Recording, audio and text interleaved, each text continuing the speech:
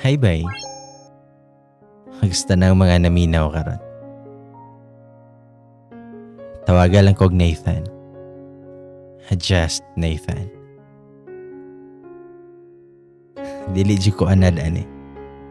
Dili ko maayo ani. But I'm hoping nga sinani nga paagi mapabot na ko siya ang tanan.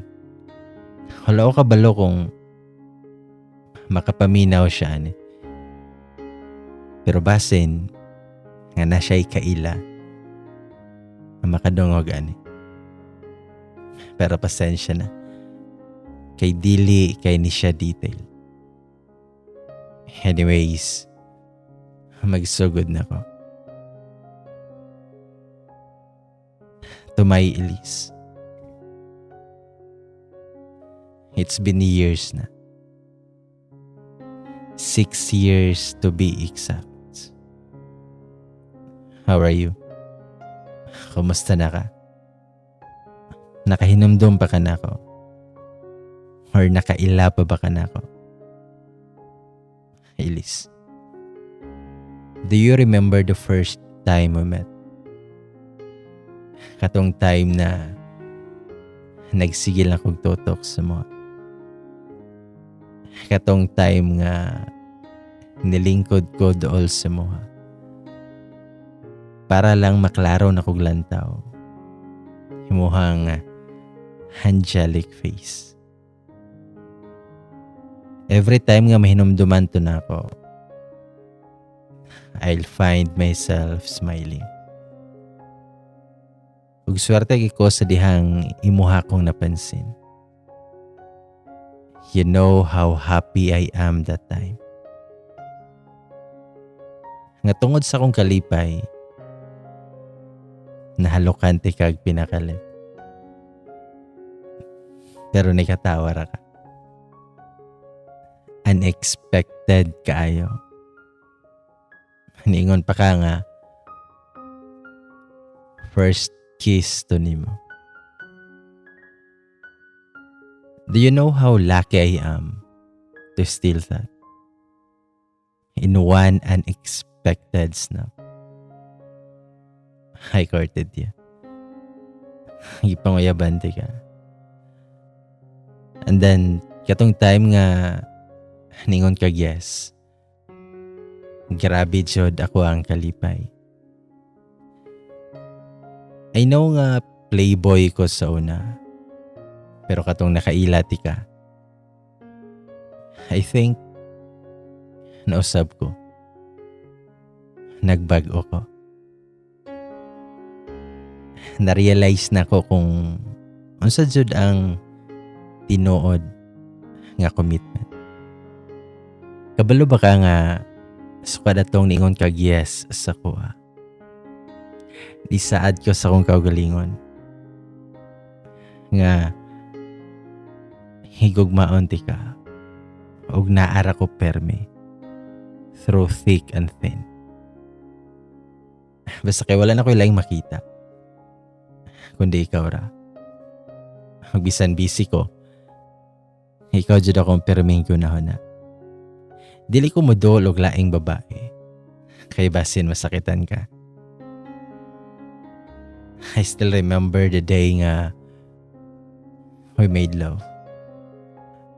Ug kabalo lang ka babe. Nga mo jud to'y usa sa pinaka the best nga moment. Para nako or basin para naton duha. Halos dili ko katuo nga imuhatong gihatag sa ko. Na-feel na ako nga kontento na ko. Ug nag-promise ko sa akong kaugalingon nga ampingan jud ti ka hangtod sa hantod. Nakahinumdum pa ba ka atong nangutan ako sa moha kung magselos ba ka kung naay babae na moduol na ako? Ay magitubag nga no, nga dili. Pero nakita na ko sa mong mga mata ang tinod nga tubag. That's why nikatawa ko. Pero magselos man ka or dili, Gibuhat jud nako ang tanan para dili lang ka masakitan. Gibuhat nako tanan para malipay ka. Kay love jud kaayo ti ka. Mahadlok kong masayop ug makasala si mo ha. Kay dili nako kaya nga mawala ka sa kuha. Magpanghadlok naman gani ko kung dili dayon ko ka-reply nimo. Hinumdum ka tong niana ko sa inyong balay. Tas wala day mo. Maron akong nabuang panawag si mo. Pero imuhara kong gikatawan nga halos makahilak na sa gibati nga kakuyaw. Ambot ba nga nung buang naman jud kaayo ko nimo. Pero Elise, kabalo ka tong hadlaw nga nibiya ka. That was the most devastating time para nako. Grabe ka sakit. Katong nahibawan ako nga nakapasar ko sa board. Gadali kog adto sa inyo ha para hingon sa mo. Gadala pa ko sa mga paboritong pagkaon na to. Pero wala na to'y flowers kay kabalo kung dili ka ganahan. Hingon gani ka nga malayos ra, magsayang ra sa kwarta. Pero paabot na ko sa inyo ha. Wala. Wala na ka. You left me. Huwag nakasakit pa dyan kay Ana. Kaya wala lang man ka na nanghid sa ko. Wala kay giingon bisan unsa. Nawala ra ka. Nagulat pa ko sa inyo ha ato kay basin o nara kay gilakaw. Pero nagabiin na lang ko. Walay ilis nga ni uli. Walay ilis nga nitong ha. Walay ilis nga ako nakita. Pero gapaabot gihapon ko nimo. Gihulati ka. Kay basin di ay mo balik ka. Kaysa kong nahuna, magkabalo ko. Mabahalag unsa pa imong rason. Kaya na akong dawatan. Hinana ti kakalaw. Magdilig yun ako kayang ma-imagine akong kaugalingon. Nga wala ka. Nagabalik-balik na dyan ko sa inyo ha. Nangutaan ako si muhang mga amiga. Si muhang mga kapamilya. Pil na sa inyo mga silingan. Pero walay makatubag bisan isa sa kuha kong aha ka. Wala sila kabalo. Hantod sa nagpakaluoy pa ko nila nga itugan kong asa ka. Pero wala dyan nag-ingon sa kuha kong aha ka. Wala. Mura na kong mabuang sigig pangita si mo. Tanang nihinumduman akong lugar nga giingon nimo sa kuha. Ako ang yadto tanan. Namasin lang kay basin makitaan ti kag balik.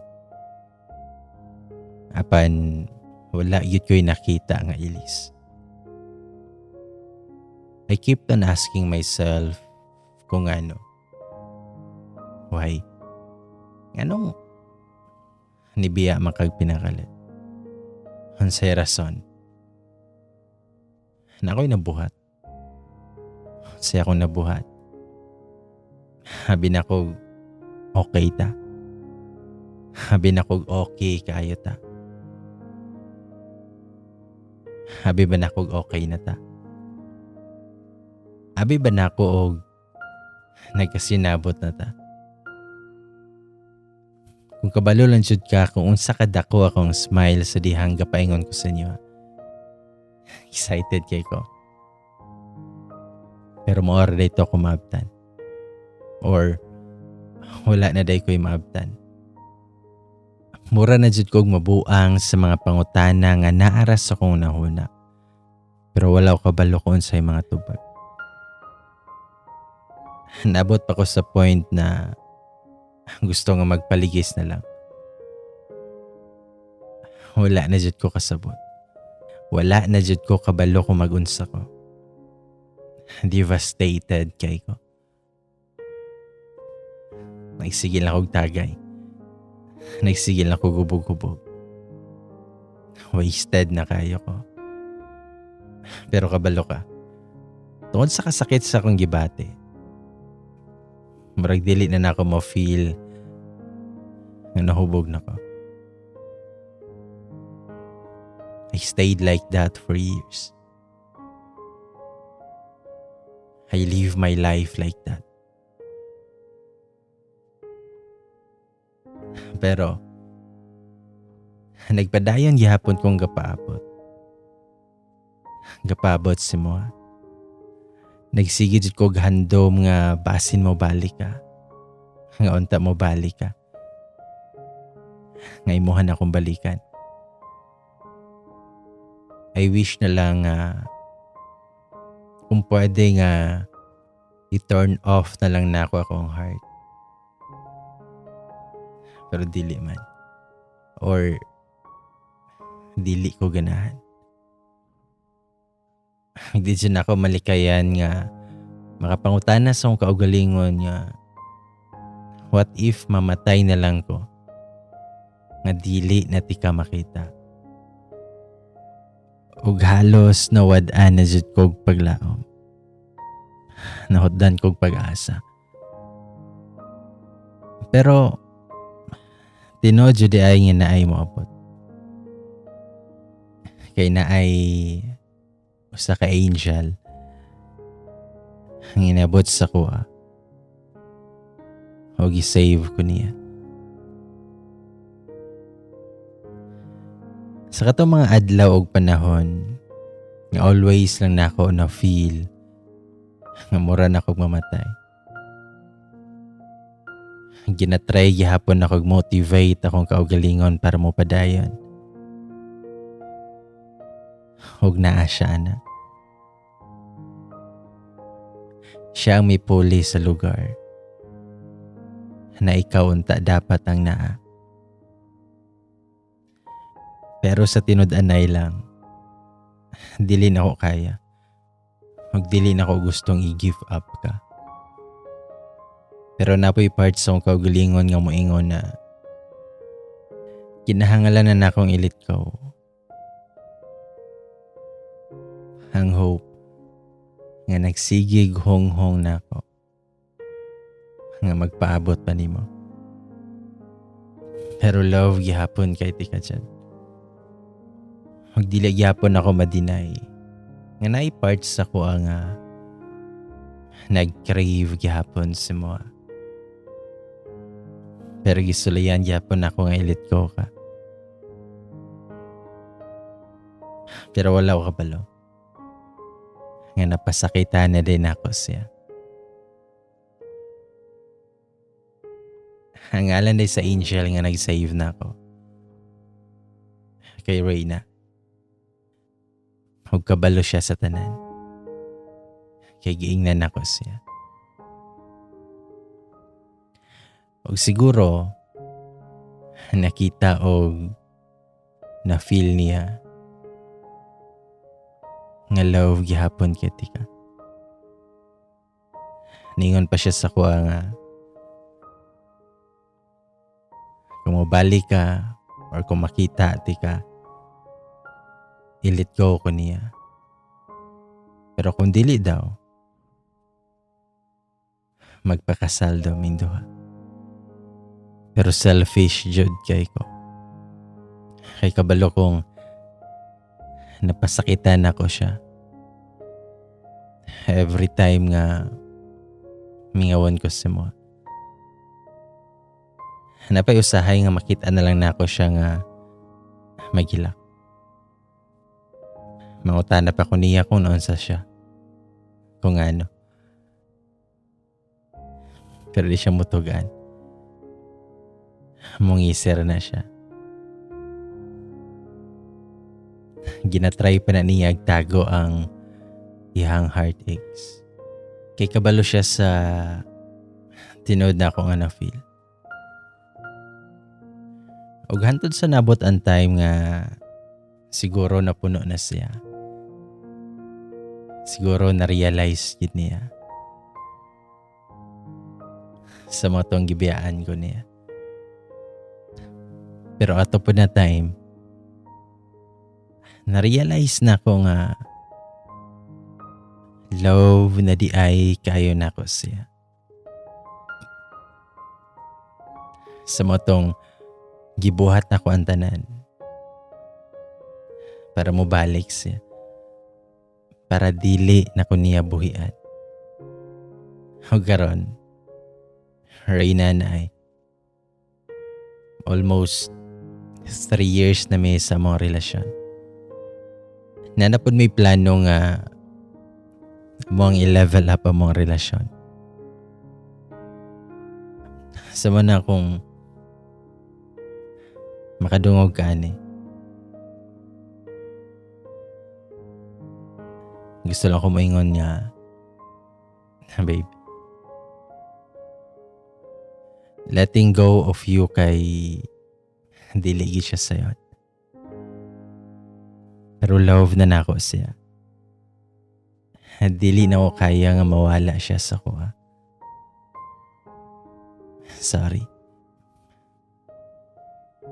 Pero kabalo ka nga nagpaabot jud ko sa mga. Pero dili pud pwede o dili na ko kaya nga magpaabot si Moha. Nga wala ko kabalo kung mobalik pa ba ka. Dili pwede nga ing-ani na lang ko hangtod sa hangtod. O dili pwede nga magpaabot si Moha hangtod sa hangtod. O gusto lang ko makabalo ka nga wala ti ka kalimte. Huwag dili dyan ka makalimtan kay ikaw ang rason kung anong nakabot na ako ang mga pangandoy. Sama si mong wish nga ma-engineer na ko or basin CPA ni sa kakaroon. No? And this is my first and last letter para nimo. Huwag wish na ko nga unta. Kunta malipayon kay kakaron. Kunta nakabot ni mo tanan mga pangandoy ni mo karon. Wherever you are right now, I hope okay ra ka.